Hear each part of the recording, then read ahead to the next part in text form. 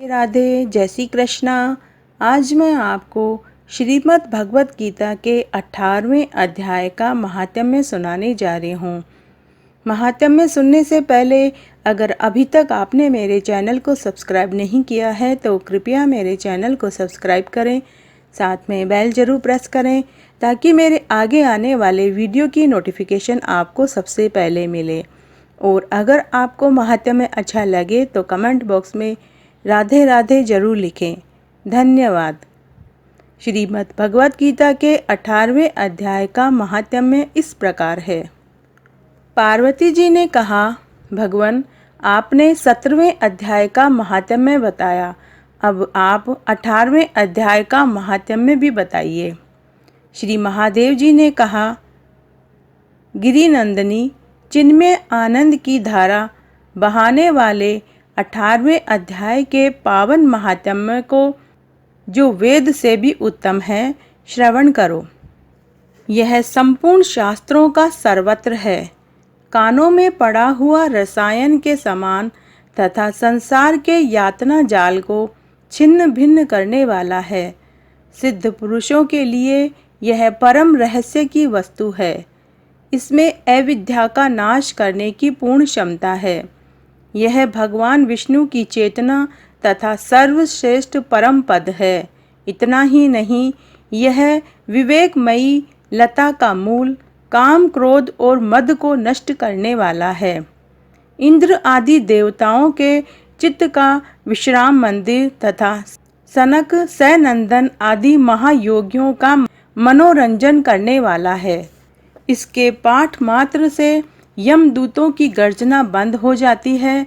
हे पार्वती, इससे बढ़कर कोई ऐसा रहस्यमय उपदेश नहीं है जो संतप्त मानवों के त्रिविध तापों को हरने वाला और बड़े बड़े पातकों का नाश करने वाला हो।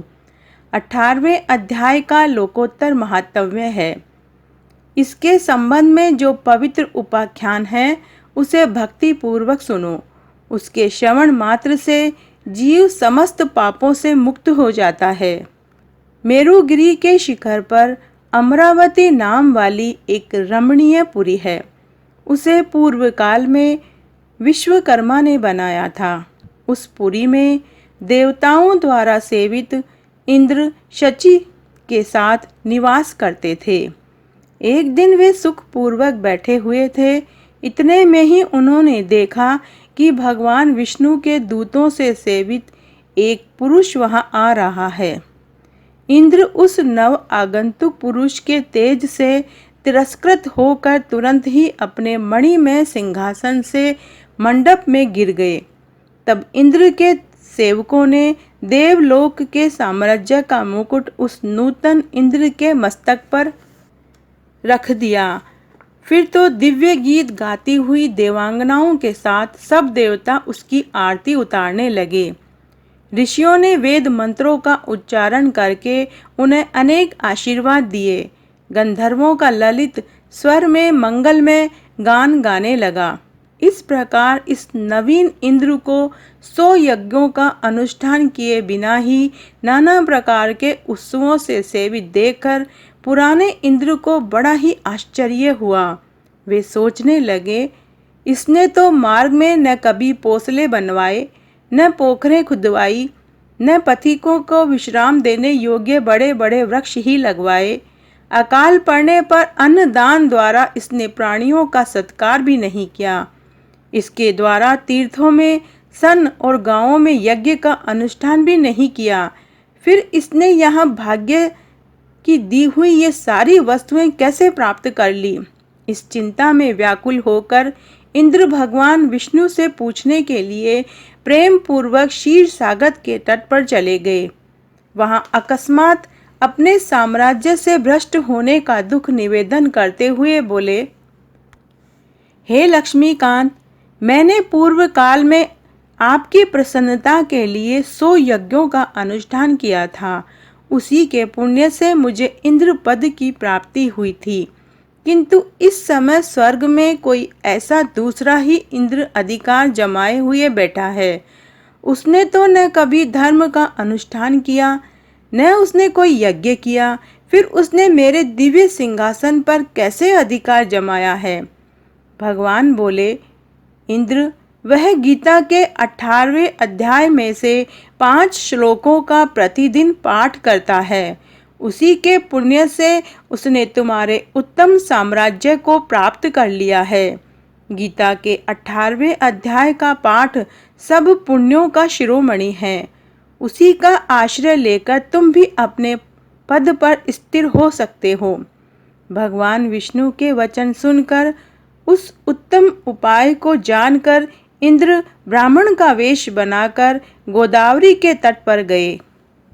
वहां उन्होंने कालिका ग्राम नामक उत्तम और पवित्र नगर देखा, जहां काल का भी मर्दन करने वाले भगवान कालेश्वर विराजमान हैं। वहीं गोदावरी तट पर एक परमात्मा धर्मात्मा ब्राह्मण बैठे थे, जो बड़े ही दयालु और वेदों के पारंगत विद्वान थे। वे अपने मन को वश में करके प्रतिदिन गीता के 18वें अध्याय का स्वाध्याय किया करते थे। उन्हें देखकर इंद्र ने बड़ी प्रसन्नता के साथ उनके दोनों चरणों में मस्तक झुकाया और उन्हीं से 18वें अध्याय को पढ़ा।